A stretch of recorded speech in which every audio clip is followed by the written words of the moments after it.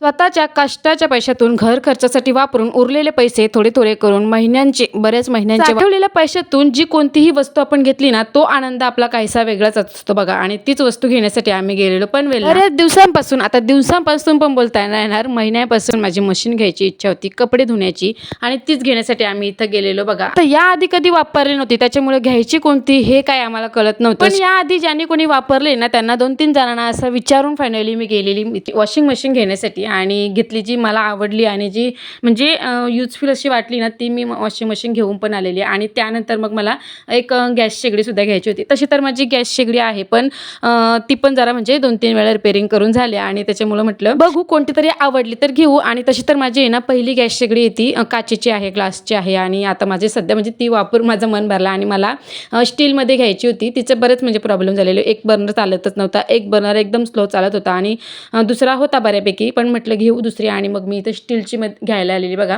तसं तर मला 4 शेगड्यांची गॅस घ्यायची होती, पण 4 शेगड्यांची हवी तशी क्वालिटी नव्हती मला. मग मी ही घेतलेली बघा 3 शेगड्यांची आणि क्वालिटी तर एकच नंबर आहे. यापैकी मशीन कोणती घेतली, गॅस कोणती घेतली ना, हे तुम्हाला बघायचं असेल तर मोठा व्हिडिओ आपल्या चॅनलवर अपलोड केलेला आहे, तो पण नक्की जाऊन बघू शकता. चला तर बाय.